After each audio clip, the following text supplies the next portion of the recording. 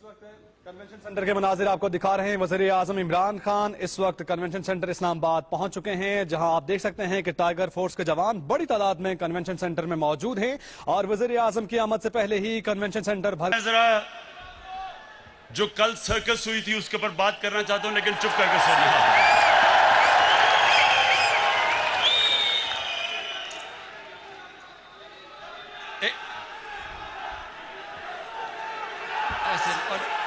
नारे नहीं, आप एंजॉय नहीं करेंगे अगर आप सारा वक्त नारे मारते रहे। आप कैसे एंजॉय करेंगे? यकीन करें, आप ये जो मैं सर्कस के ऊपर बात करूंगा बड़ा एंजॉय करेंगे, ये मेरा वादा है आपसे।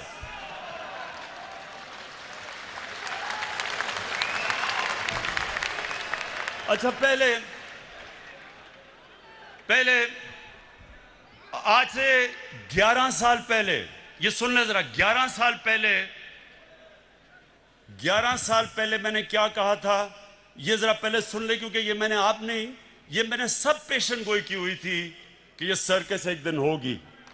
तो अगर ये आप वो 11 साल वाली वीडियो चला दें, लेकिन आपने एंजॉय करना है आज। मैं आपको ये भी कहना चाहता कि इंशाल्लाह आप देखेंगे कि ये सब पार्ट, इनके जो इंटरेस्ट एक हैं, इन्होंने एक हो जाना है। जरदारी और नवाज शरीफ ने इकट्ठे हो जाना है, क्योंकि इनके इंटरेस्ट है।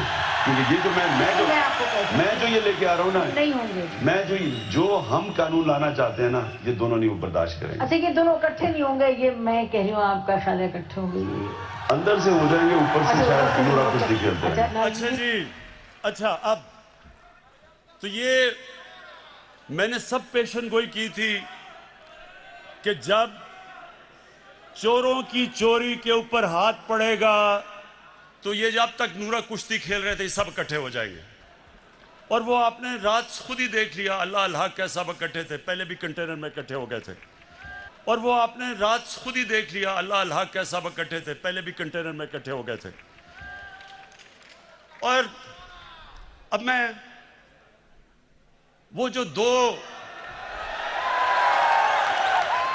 दो बच्चों ने तकरीरें की थी उनके ऊपर मैं बात नहीं करना चाहता।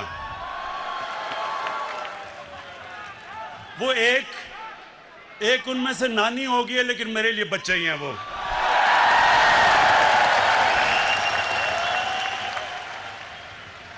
उसकी वजह है, सुने टाइगर्स, उसकी वजह है। देखें, इंसान जब तक जिंदगी में स्ट्रगल नहीं करता वो लीडर तो बन ही नहीं सकता।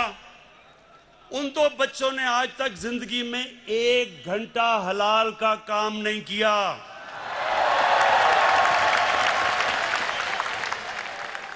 वो आज जाके लेक्चर दे रहे हैं दोनों। 1 घंटा उन दोनों ने पैसे बनाने के लिए हलाल का काम नहीं किया। पले किसके ऊपर हैं? अपने दोनों बापों की हराम की कमाई के ऊपर पले हुए हैं। बर्रे सगीर की तारीख में कभी भी ऐसी हिंदुस्तान में हुकूमत नहीं आई जो मुसलमानों से और पाकिस्तान से इतनी नफरत करती है जितनी नरेंद्र मोदी की हुकूमत करती है। हमारे फौजियों के ऊपर मुसलसल हमले हो रहे हैं। हर रोज हमारे फौजी अपनी जान की कुर्बानियां दे रहे हैं। परसों 20 पाकिस्तान के सिक्योरिटी फोर्सेस के लोगों ने शहादत पाई। 20 लोगों ने।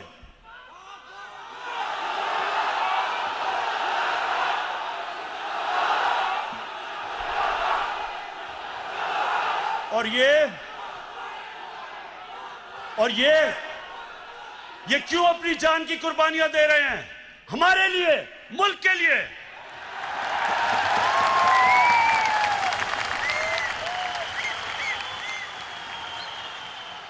और ये गीदड़ जो दुमदमा के बाहर भागा था, वहां बैठ के आर्मी चीफ के ऊपर जो उसने कल जुबान इस्तेमाल की, और DGISI के ऊपर, सुने गौर से मेरी बात, मैं थोड़ा सीरियस आपसे बात करूंगा। ये वो नवाज शरीफ है जो आज फौज के ऊपर और फौज के सरबराह के ऊपर इस तरह की जो जुबान इस्तेमाल कर रहा है। आपको याद नहीं होगा क्योंकि आप तो तब पैदा भी नहीं हुए थे। ये जनरल जिलानी के घर के ऊपर सरिया बनाते हुए मिनिस्टर बना था। ये वो आदमी है जो ज़ियाउल हक के जूते पॉलिश करते करते चीफ मिनिस्टर बना था। ये वो आदमी है जिसने जनरल दुरानी ISI के जब चीफ थे, पीपल्स पार्टी के खिलाफ जब इलेक्शन हुई तो मिरान बैंक से इसने करोड़ों रुपया लिया था इलेक्शन लड़ने के लिए।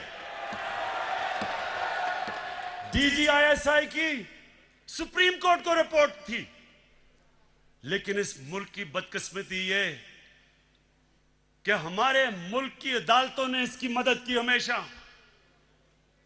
ये वो आदमी है जिसने आसिफ जरदारी को 2 दफा जेल में रखा था। जनरल बाजवा ने नहीं डाला था, और उसको कहता था पाकिस्तान का करप्ट तरीन आदमी है वो जरदारी।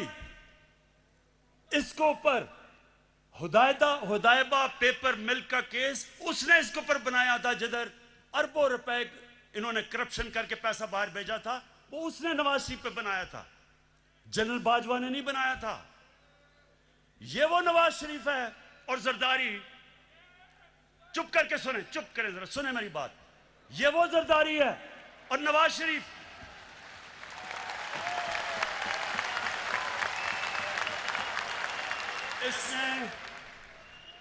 इसके ऊपर, इन दोनों के ऊपर एक किताब निकली थी, उसका नाम था कैपिटलिज्म्स अकिलीज हील। रेमंड बेकर ने किताब लिखी थी। ये इनके पहले दौर के बाद, जब इन दोनों ने 2 दफा बारियां लेकर मुल्क को लूटा था, उसने किताब लिखी और उसके ऊपर पूरा चैप्टर दिया कैसे इन दोनों ने इस मुल्क से पैसा चोरी करके मुल्क से बाहर लेके गए। जनरल बाजवा ने नहीं लिखी थी, रेमंड बेकर ने लिखी थी। उसके बाद 3 और इनके ऊपर किताबें हैं जिनमें आप पढ़ें कि इन्होंने इस मुल्क से कैसी गद्दारी की। एक ओबामा's वॉर,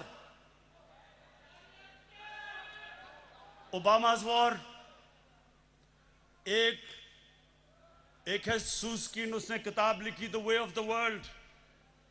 उसमें वो क्या किताब में कह रहा है कि बिलावल को उनकी वालदा टेलीफोन करके CIA ने उसका टेलीफोन टैप किया, बैंक अकाउंट्स बता रहे थे कि किन किन बैंकों में पैसे पड़े हैं तुम्हारे बारे। जो बाहर, अब जरा गौर से सुने मेरी बात, क्योंकि मैंने बाहर एक केस लड़ा हुआ है, हर जाने का केस बाहर लड़ा हुआ है ये इन बोथम के खिलाफ, और जीता था केस। वहां सुने वहां क्या होता है, वहां जब आप कोई किताब लिखते हैं, 4 किताबें मैंने बाहर पब्लिश करवाई हैं, एक एक लफ्ज उस किताब में आप लिख नहीं सकते। वकील बैठता है और देखता है कि क्या आप साबित कर सकते हैं चीजें, नहीं तो आप कोई किताब नहीं बाहर लिख सकते, क्योंकि इतने सख्त कानून है वहां। तो जो इनके ऊपर चीजें लिखी हुई हैं, एक गोस्ट वॉर्स है, एक और किताब, उसमें लिखता है कि नवाज शरीफ अमेरिकनों को कह रहा है कि अपने फौज यहां ले आओ। वो अपनी फौज से डरा हुआ था, अमेरिकी फौज को कह रहा था कि मुझे प्रोटेक्शन दो। उस किताब में लिखा हुआ है। सो ये वो लोग हैं, ये अपना चोरी किया हुआ पैसा बचाने के लिए ये इस मुल्क को बेच सकते हैं। इनका तो पैसा खुदा है। इन्होंने जो इस मुल्क से किया है वो मीर जाफर और मीर सादिक ने अपनी कौमों से किया हुआ था। पहले अपनी जात के लिए, अपने फायदों के लिए उन्होंने अपनी कौमों को गुलाम बनाया था। ये जो बाहर बैठ के इसने पाकिस्तानी फौज के ऊपर ये हमला जनरल बाजवा पे नहीं है, ये पाकिस्तानी फौज पे हमला है। यही यही यही यही बात नरेंद्र मोदी कर रहा था। जब नरेंद्र मोदी ने बार बार स्टेटमेंट्स दी कि हमें नवाज शरीफ पसंद है, लेकिन हमें जो पाकिस्तान का आर्मी चीफ है वो दहशतगर्द है, वो बार बार ये कहता था और नवाज शरीफ चुप बैठा हुआ था। मुझे क्यों नहीं नरेंद्र मोदी कहता कि इमरान खान ठीक है लेकिन जनरल बाजवा गलत है? वो क्यों नहीं कहता? क्योंकि उसे पता है कि मैं हिंदुस्तान की असल दुनिया में नरेंद्र मोदी की शक्ल दिखाई है दुनिया में कि कितना बड़ा इंतहा पसंद है ये।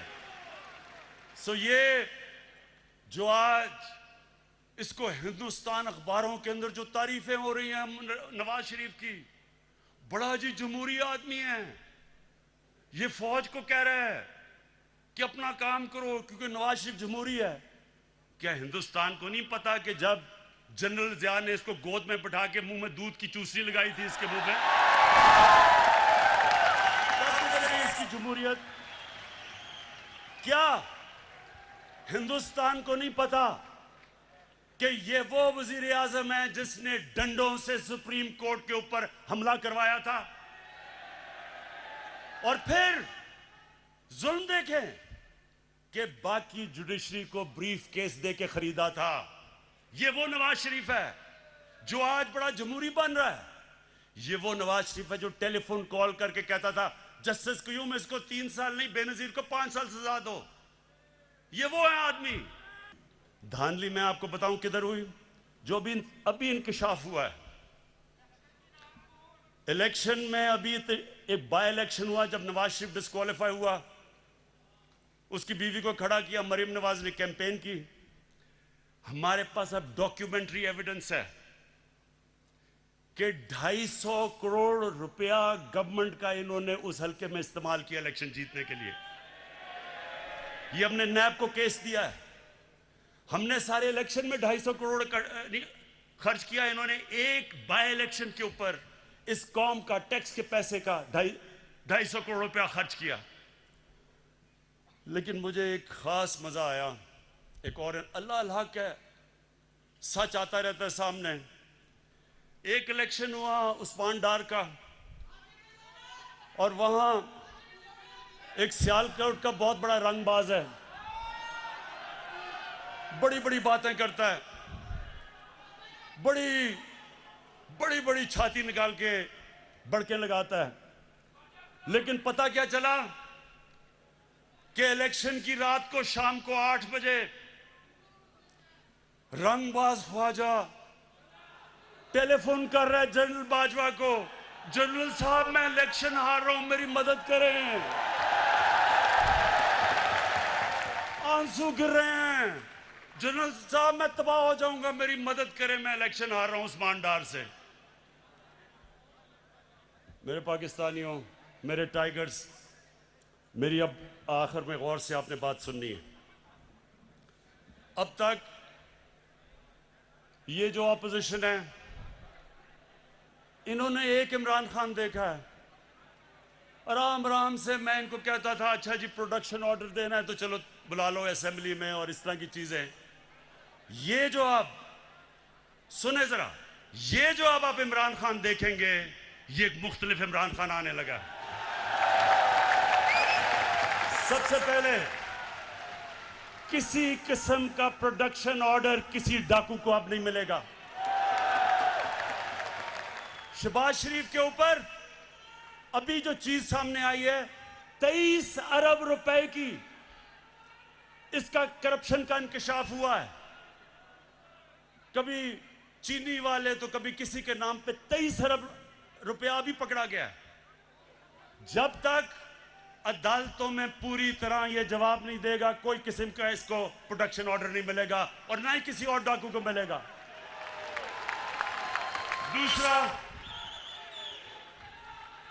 दूसरा ये जरा सुन लो। अब मैं अपनी पाकिस्तान की अदलिया को और हमारी नैब को एक पैगाम आज देना चाहता हूं। देखें, लोग तंग आ गए हैं, लोग इंसाफ की इंतजार कर रहे हैं, लोग चाहते हैं कि इन चोरों से पैसा मिलके वापस अवाम के पास आए। लोग, पाकिस्तानी कौम इंतजार कर रही है कि केस कब अदालत में कंप्लीट होंगे। मेरी रिक्वेस्ट है जनाब चीफ जस्टिस साहब, जो गवर्नमेंट से आपको लॉजिस्टिकल सपोर्ट चाहिए हम देने के लिए तैयार हैं।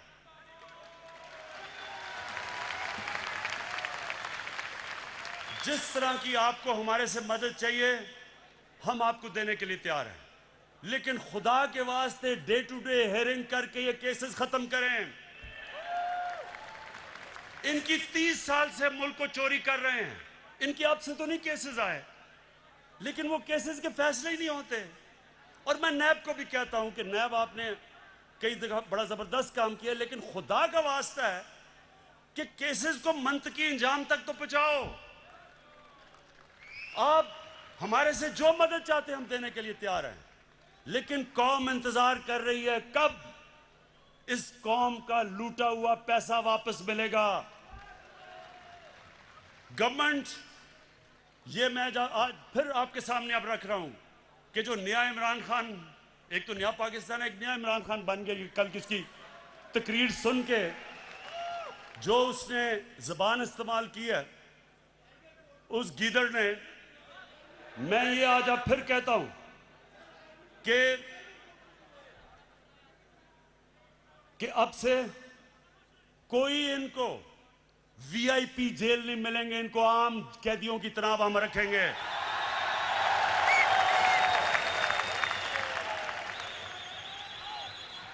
ये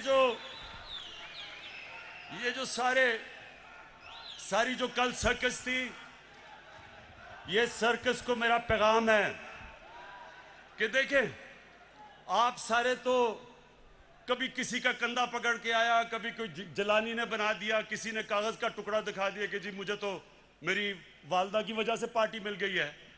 ये आपके सामने शख्स खड़ा है, इसने पहले तो 20 साल खेलों की ग्राउंडों में दुनिया की बेहतरीन लोगों से मुकाबला किया है, और उसके बाद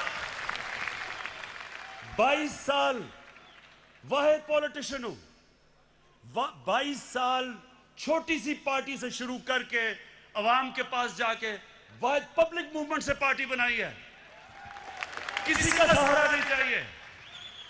मैं आज आपको कह रहा हूं कि इंशाअल्लाह अब आपको मैं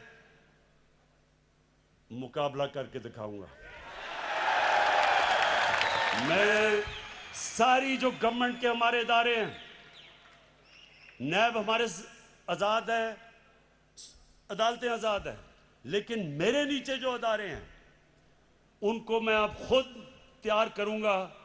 इस मुल्क में वो लोग जिन्होंने चोरी करके मुल्क को लूट के पैसा बाहर लेके गए हैं, इंशाअल्लाह एक एक को हम पकड़ेंगे। मेरी रिक्वेस्ट है फिर से नैब को और अदालतों से कि आप प्लीज इनके फैसले करें। और मैं अदालतों को आज ये कहना चाहता हूं, जो ये कोशिश कर रहा है अदालतों के अंदर इंतशार फैलाए, किसी जज का नाम ले रहा है, ये कोशिश कर रहा है फौज के अंदर इंतशार फैलाए, डीजी ISI और आर्मी चीफ की बात कर रहा है कि फौज के अंदर इंतशार हो जाए, ये कोशिश कर रहा है कि बाहर जो एंटी पाकिस्तान फोर्सेस हैं उनके अंदर ये नुमाया हो जाए, जिसमें इसको पता है कि जो इजराइल की और जो हिंदुस्तान की लॉबी वो अमेरिका में सबसे मजबूत है, उसको अपील कर रहा है। ये जो गेम खेल रहा है, मैं ये गेम सारी समझता हूं, मुझे सारी इंटेलिजेंस है ये क्या खेलने की कोशिश कर रहा है। और मैं इसको ये बताना चाहता हूं कि मुझे तो कोई फर्क ही नहीं पड़ता कौन सा आर्मी चीफ हो या कौन सा ISI का DG हो, मुझे तो फर्क ही नहीं पड़ता, क्योंकि मैंने तो कोई पैसे चोरी नहीं कर रहा या मेरी कोई बार जायदाद नहीं, मुझे तो खौफ किसी से नहीं है। लेकिन जो जनरल बाजवा ने जिस तरह इस हुकूमत की मुश्किल वक्त पे मदद की, जिस तरह उसने हमारे साथ मैं ये कहना चाहता हूं, आज हमारे साथ अभी कराची में मदद की जब बारिशें आ रही थी, जो हमारे साथ कोरोना के अंदर पूरी तरह मदद की, जो हमारे पास जब एक मुल्क पे पैसा नहीं था, 2 साल पाकिस्तान की फौज ने असल में अपने डिफेंस एक्सपेंडिचर पे काट लिया, क्योंकि उनको फिक्र थी कि पाकिस्तान के पास पैसा नहीं है। कभी ऐसे पहले नहीं हुआ। हर जगह सारी मेरी फॉरेन पॉलिसी को आज पाकिस्तान की फौज और जनरल बाजवा हमारे साथ खड़े रहे हैं। ये जो कोशिश कर रहे हैं कि हमारी फौज और गवर्नमेंट के बीच में दरार डालें या फौज के अंदर इंतशार पैदा करें, नवाज शरीफ, मैं तुम्हें अब ये आज सुन लो मेरी गौर से बात, आज से मेरी पूरी कोशिश है तुम्हें इस मुल्क में वापस लाया जाए। और तुम्हें यहां आम जेल के अंदर डालेंगे, वीआईपी जेल नहीं होगा। गरीब आदमी लाखों की चोरी करे तो वो तो बेचारा जिन हालात में जेलों में रहता है, और जो अरबों पैसा चोरी करके बाहर ले जाए, बच्चे अरबों रुपए के घरों में रहें और वो जाके वीआईपी जेल में ठहरे। तुम वापस आओ तो मैं देखता हूं तुम्हें हम कैसे रखते हैं।